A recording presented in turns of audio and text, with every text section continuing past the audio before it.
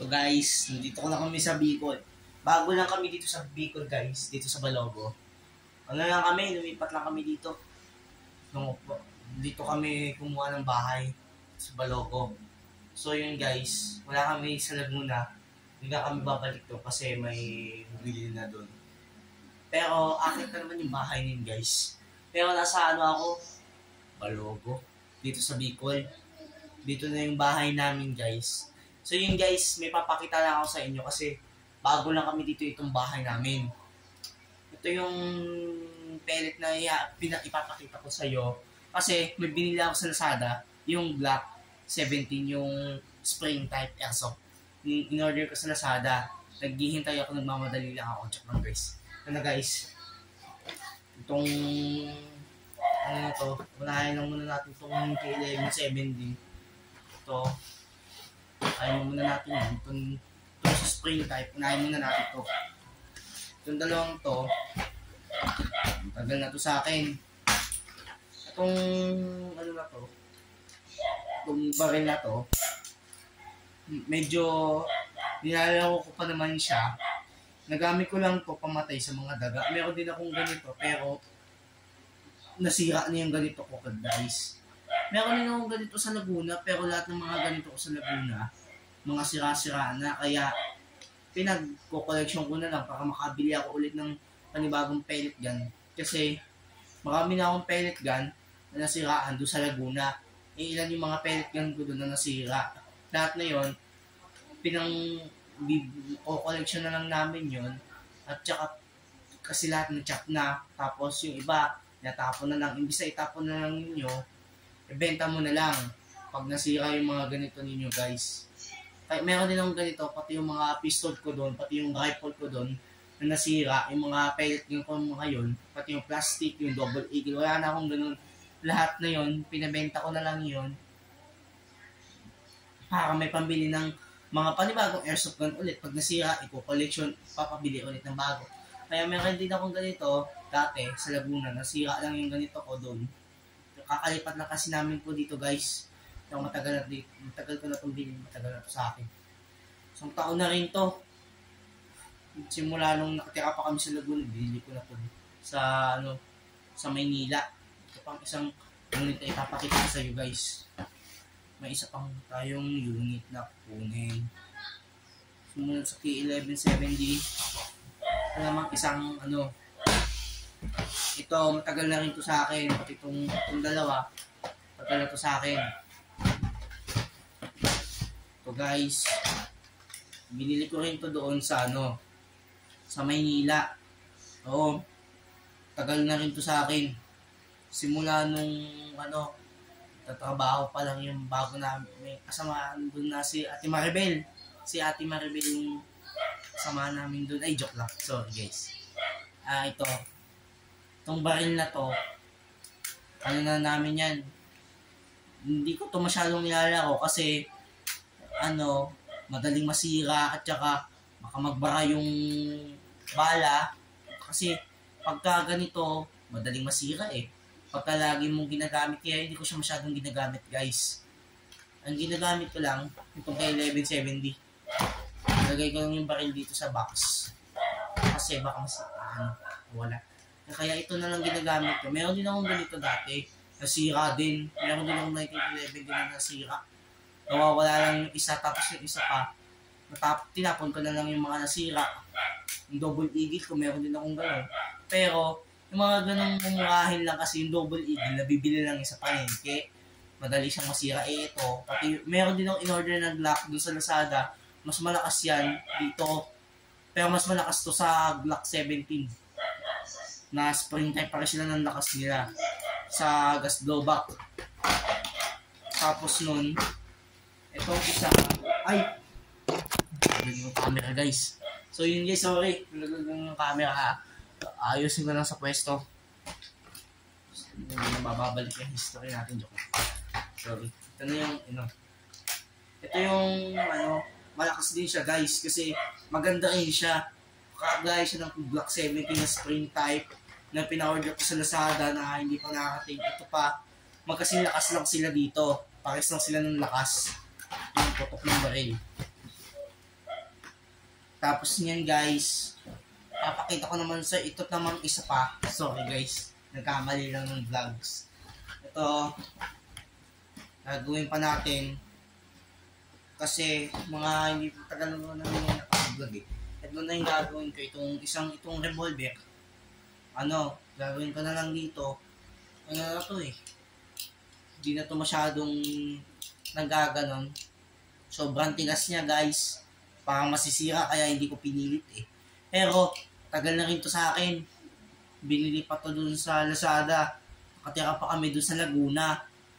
Pero matagal na rin to sa akin tong revolver na to. Nag-iisang taon na rin sa akin to.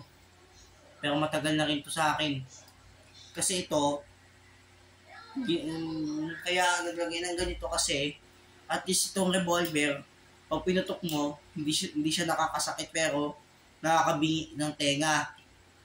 Akala mo kasi totoong baril pero pagka tinutok mo sa tao tapos pinutok mo, hindi masasaktan yung tao. Kasi ano lang to eh, laruan lang din to eh, naputok lang to eh. Yung mga nakakasakit, itong nakita ko sa yung spring type, yung K1170 pati yung C10A, yun yung 6mm na caliber 45. Yan, mas nakakasakit tong pellet dyan na tong dalawa. At itong mas blowback, ito naman, hindi lang siya nakakasakit, okay to kasi pag pinutok mo to sa tao, at least hindi sila nasasaktan. Magugulat sila dito sa baril na to. Pero maganda to, mas maganda ka to kasi hindi siya nakakasakit pero maingay lang siya. Akala mo kasi totoo. Itong isa pang unit ng baril. Ito. Tagal na rin to sa akin.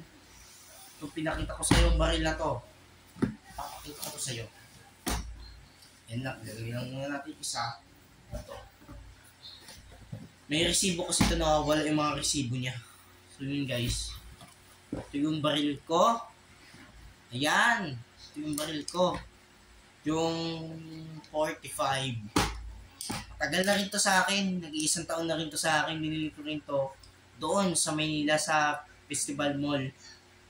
Kasi binili ko to doon. Matagal na rin to sa akin. Binili ko pa to noong 2021.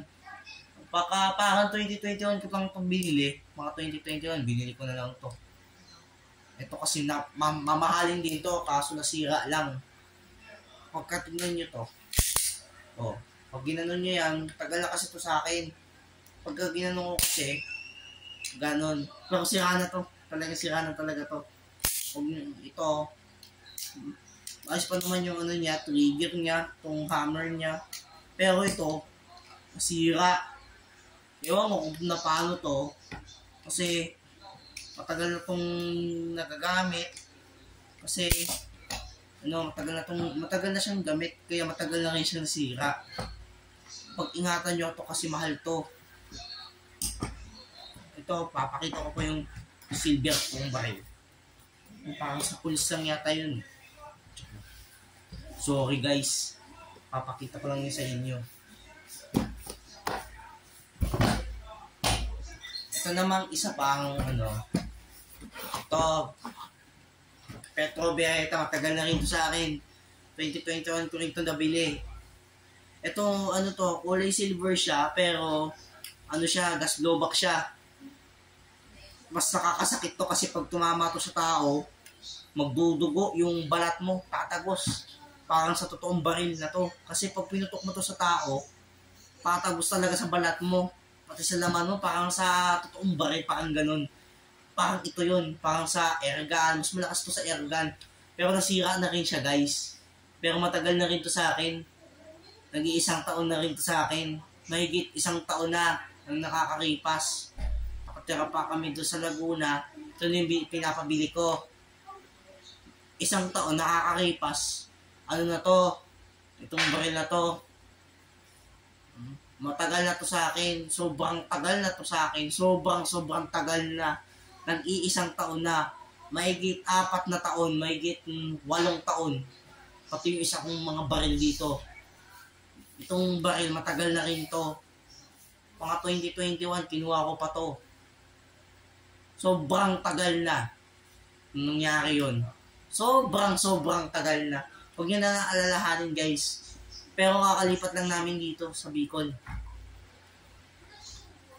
Mga anong taon namin. Kasama ko lang sila Tito Unad guys. Pero maninibago dito si papakita ko muna sa inyo yung labas. Tapos ito yung holster niya. Kung pwede ka dito maglagay ng mga pellet na pwede mong kasi minsan kasi nagagasgas yung mga pintura. Dito na lang. Isayusin lang natin to. Ayan. Isayusin lang natin.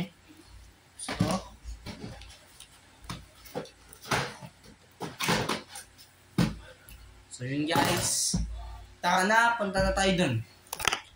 Tara kasi nag-charge pa ako Ito, pwesto na kami. Dito. Dito kami sa Bicol. Papabili ako ng pellet yan doon sa Lazada. Yung Glock naman, mas malakas naman yun. Yan yung pinakamaganda. The best talaga sa mundo yun. Ito yung CR namin. Ayan, yung CR namin. May ilaw pa. Tara doon sa labas. So yun guys. Punta tayo sa labas. Ayan si Jack. Yung si Mandy. Kaso madumi yung tsinelas ko. Wag na lang. Susunod na lang tayo mag-vlog sa labas. Balik na lang tayo doon sa pwesto ko sa kwarto sa mga pelts ko. Wait lang, iihi lang ako. Saglit lang.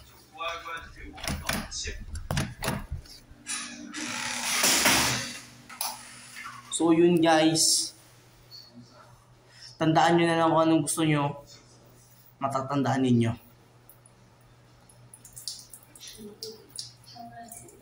Hayaan nyo guys. Hayaan nyo. Makakayantig nun Kaya mukha ko na lang pinapakita ko.